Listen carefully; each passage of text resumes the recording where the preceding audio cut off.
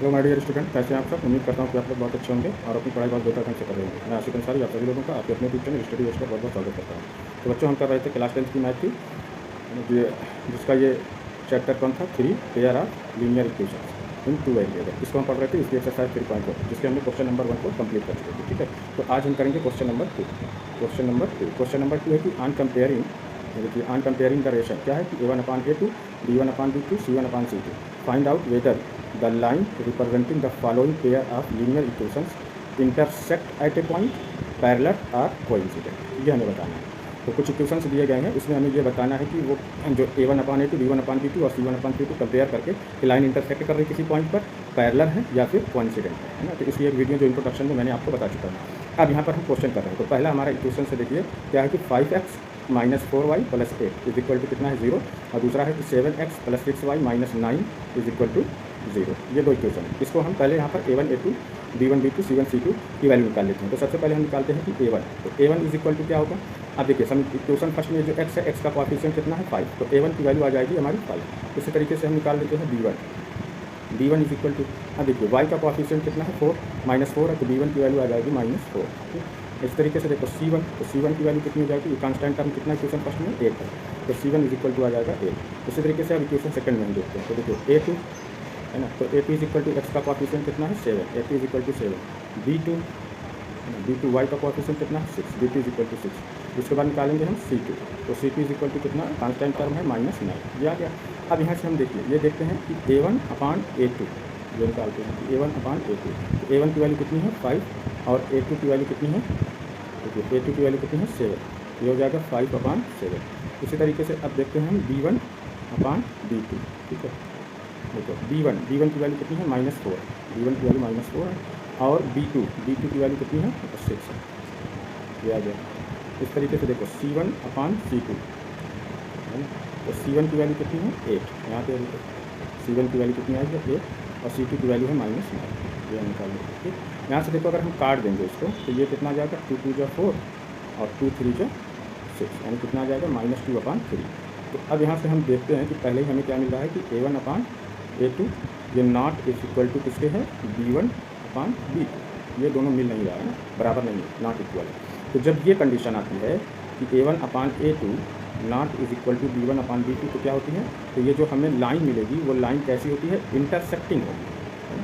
Line कैसी होगी बेटा, इंटरसेक्टिंग होगी, है ना, लाइन हमारी इंटरसेक्टिंग होती है। जब लाइन इंटरसेक्टिंग होगी तो यहीं पे मैं ये बता दूँ क्या होता है कि एग्जैक्टली कैसा होता है, वन सोल्यूशन होता है। ये भी पता होना चाहिए एग्जैक्टली क्या होगा, वन सोल्यूशन होगा इसका। ठीक, ये आ जाता है एग्जाम में, अभी आगे क्वेश्चन में मिलेगा वन सोल्यूशन है, मेनी सोल्यूशन या नो सोल्यूशन। और जब वन सोल्यूशन है तो हमारा इक्वेशन कैसा होगा, ये कंसिस्टेंट होगा। ये भी मैं बता दे रहा हूँ, कंसिस्टेंट इक्वेशन कैसा होगा हमारा, ये इक्वेशन जो दिया गया है ये इक्वेशन हमारा कंसिस्टेंट होगा। ठीक है, तो ये था हमारा क्वेश्चन नंबर 2 का पहला।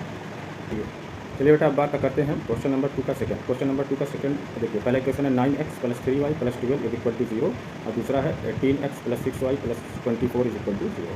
अब यहाँ से हम वही निकालेंगे। देखिए हमारा a1 इज इक्वल टू कितना हो गया 9, x का कोएफिशिएंट, और b1 इज इक्वल टू कितना हो जाएगा 3, है ना, y का कोएफिशिएंट जो होता है। इस तरीके से c1 इज इक्वल टू हो जाएगा 12, ये जो कांस्टेंट है। ठीक, अब यहाँ पे हम निकालते हैं, देखो a2 इज इक्वल टू कितना हो गया 18, और b2 इज इक्वल टू हो जाएगा 6, y का जो कोएफिशिएंट है, और c2 इज इक्वल टू हो जाएगा 24।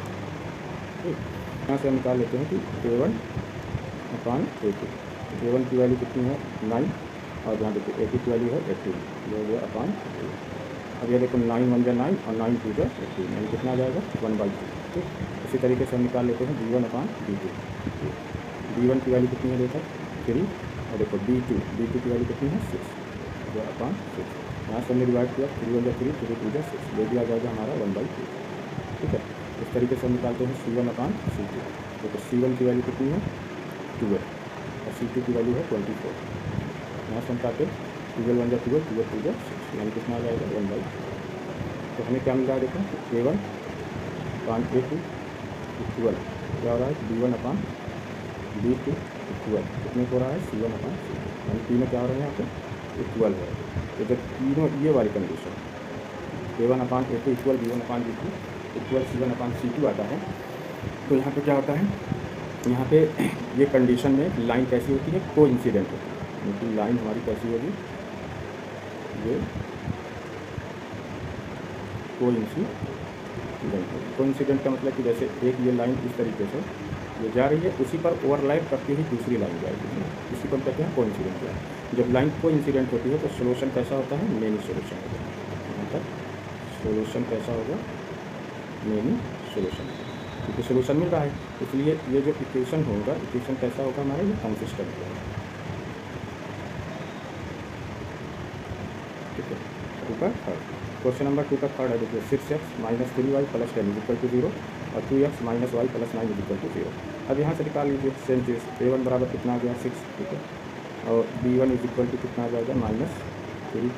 इसी तरीके से देखो c1 = कितना आ जाएगा 10।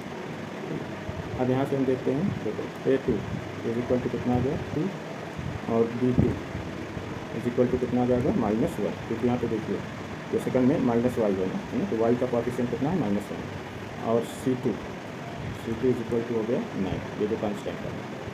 अब हम निकालते हैं, देखो A1/A2, A1 की वैल्यू 6 और A2 की वैल्यू कितनी है 2, ठीक है, हम काट दिए तो कितना जाएगा 2 3 6, ठीक है।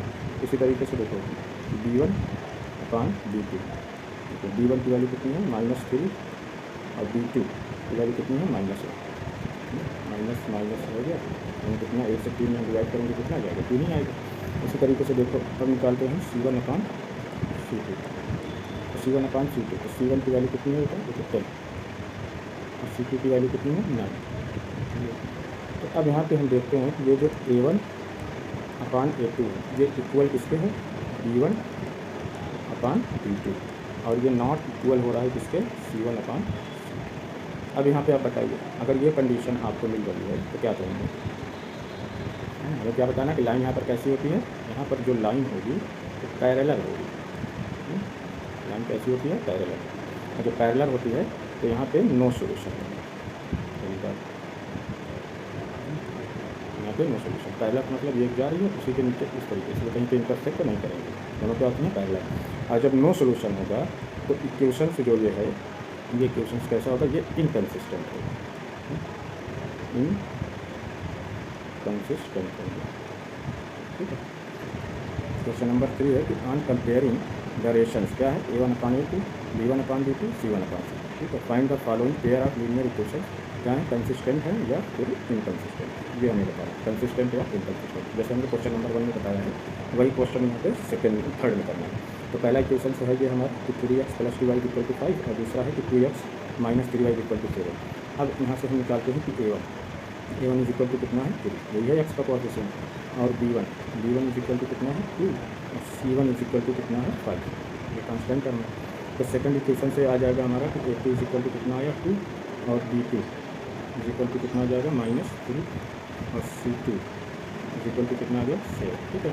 अब यहाँ पे हम ले लेते हैं कि देखिए A1/A2, A1 की वैल्यू कितनी है 3 और A2 की वैल्यू कितनी है 2।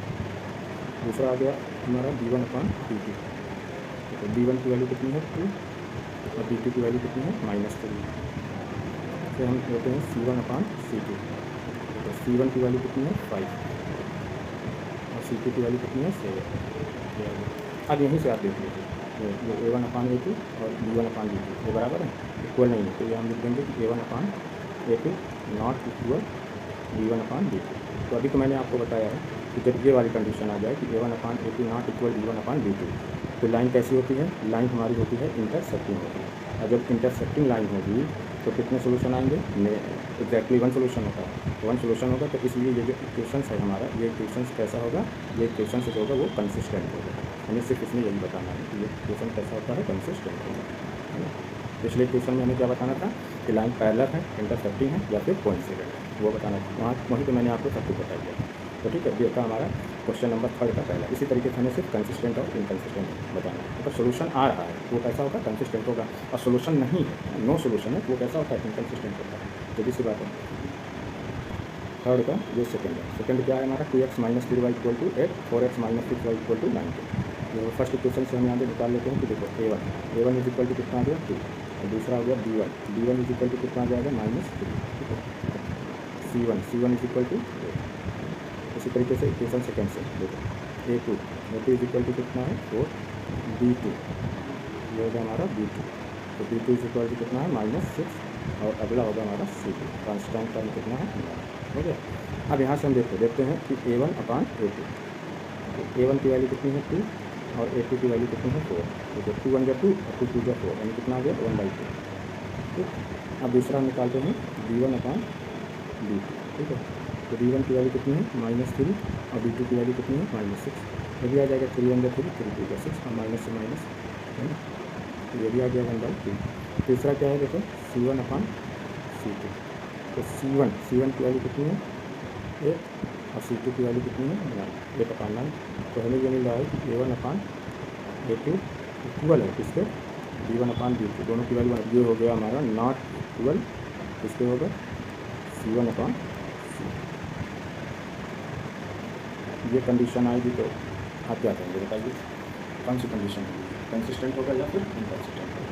तो जब A1/A2 equal B1/B2 equal C1/C2 होता है तो लाइन हमारी कैसी होती है, पैरेलल होती है। तो जब पैरेलल होगी दोनों सोल्यूशन होता है, दोनों सोल्यूशन होगा तो इक्वेशंस कैसा हो जाएगा, इक्वेशन से जो हमारा आएगा वो इनकंसिस्टेंट होगा, इनकंसिस्टेंट होगा, ठीक है। चलिए क्वेश्चन नंबर थर्ड का थर्ड है।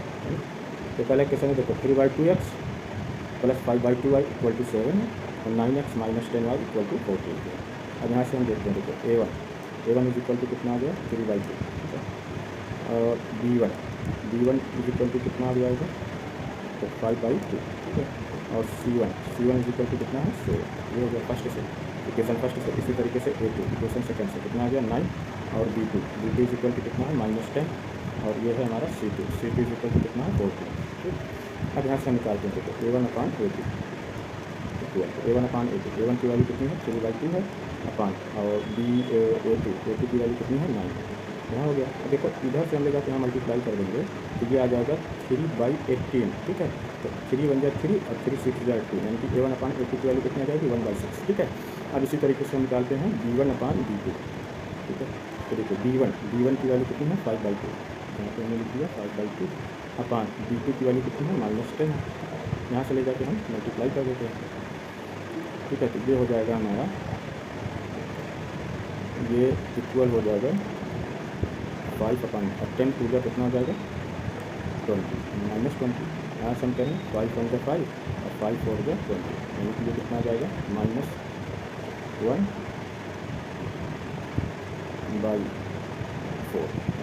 ये जो वैल्यू आएगी हमारी देखो यहाँ पे चल नहीं रहा है तो मैं यहाँ पे लिख देता हूँ कितना आ गया -1/4, क्या आ गया। इसी तरीके से अब देखो C1/C2, तो C1 की वैल्यू कितनी है तो C1 की वैल्यू कितनी है 7 है ना, और C2 की वैल्यू कितनी है 14, यहाँ हम करें कि 7 1 जा 7 और 7 2 जा 14, यानी कितना आ जाएगा 1/2 आ गया, ठीक है। अब यहीं से हम देखते हैं कि A1/A2 की वैल्यू कितनी है 1/6 है, ठीक। और B1/B2 की वैल्यू कितनी है -1/4 है ना, ये -1/4 है, इक्वल है नहीं इक्वल है। तो यहाँ पे हम कह देंगे कि A1/A2 नॉट इक्वल B1/B2, यहीं पे नहीं मिल रहा है। तो जब ये कंडीशन आए A1/A2 नॉट इक्वल B1/B2 तो आप क्या कहेंगे कि लाइन कैसी होगी, इंटरसेक्टिंग होगी। और जब लाइन इंटरसेक्टिंग होती है तो वहाँ पर क्या होता है एक्जैक्टली वन सोल्यूशन। जब एक्जैक्टली वन सोल्यूशन आ रहा है तो इक्वेशन हमारा कैसा होगा, कंसिस्टेंट होगा या इनकंसिस्टेंट होगा, तो हम कहेंगे कि सर कंसिस्टेंट होगा, क्योंकि इक्वेशन कैसा होगा कंसिस्टेंट होगा। क्वेश्चन नंबर थर्ड का ये होता है। आई होप मुझे उम्मीद है जब आप लोग सब करेंगे है ना। चलिए मैं आपको क्वेश्चन देखिए करवा रहा हूँ, ठीक है। तो पहला हमारा क्वेश्चन है कि 5x - 3y = 11 और दूसरा है कि -10x + 6y = -22। अब देखिए फर्स्ट इक्वेशन से निकाल लेते हैं कि A1 इज इक्वल टू कितना है 5, उसके बाद देखो B1 क्या है B1 कितना है -3, उसके बाद देखो C1 कितना है 11, ये कांस्टेंट है। जैसे सेकंड इक्वेशन क्या आ जाएगा हमारा A2 कितना आ जाएगा -10, क्योंकि x का कोएफिशिएंट कितना है -10, ठीक है। फिर उसके बाद देखो B2 इज इक्वल टू कितना हो गया 6 और C2 इज इक्वल टू आ जाएगा -22। अब यहाँ से हम देखते हैं कि A1/A2 A1 की वैल्यू कितनी है 5 और A2 की वैल्यू कितनी है -10, तो 5 1 जा 5 5 2 जा 10, यानी कितना आ जाएगा -1/2, ठीक है। -1/2 क्यों था क्योंकि नीचे वाला माइनस हम ऊपर कर देंगे, ठीक है। जब हम डिनोमिनेटर को पॉजिटिव करेंगे तो -1 का मल्टीप्लाई कर देंगे, तो -1 का मल्टीप्लाई करेंगे तो ये माइनस माइनस प्लस हो जाएगा और ऊपर जो है प्लस माइनस माइनस हो जाएगा, तो ये हो जाएगा -1/2। अब इसी तरीके से देखो दूसरा निकाल लेते हैं d1/dt। तो देखिए d1 की वैल्यू कितनी है -3 और d2 की वैल्यू कितनी है 6, आ जाएगा और दिया में 3 3 2 6, ये भी कितना आ जाएगा -1/2। उसके बाद हम निकाल लेते हैं c1/c2। तो देखिए c1 की वैल्यू कितनी है 11 और c2 की वैल्यू कितनी है -22। इसको हम डिवाइड करते हैं 11 1 11 2 22, ये भी आ जाएगा हमारा -1/2। तो सब में हम देखते हैं कितनी वैल्यू मिलेगी -1/2, यहाँ पे भी -1/2 और यहाँ पे भी -1/2। तो इस तरीके से ये जो आएगा हमारा क्या A1/A2 इक्वल B1/B2 इक्वल इसके होगा C1/C2। तो तीनों क्या है यहाँ पे इक्वल है। जब तीनों इक्वल होते हैं तो लाइन कैसी होती है कोइंसिडेंट होगी। जब कोइंसिडेंट होगी तो वहाँ पे कैसा होता है मेनी सोल्यूशन होगा। कैसा होगा मेनी सोल्यूशन, यहाँ पे मेनी होगा। जब मेनी सोल्यूशन तो मिल रहा है ना, तो इसलिए इक्वेशन कैसा हो जाएगा बेटा, इक्वेशन हमारा हो जाएगा कंसिस्टेंट हो जाएगा। सीधा हम कहेंगे कि ये कैसा है हमारा इक्वेशन, ये कंसिस्टेंट है। बस यही हमें बताना था। इस तरीके से क्वेश्चन 5वां और ये थर्ड का ये लास्ट क्वेश्चन है ना। इसमें देखिए पहला इक्वेशन है कि 4/3x + 2y = 8 है और दूसरा है 2x + 3y = 12। तो यहाँ पे देखो A1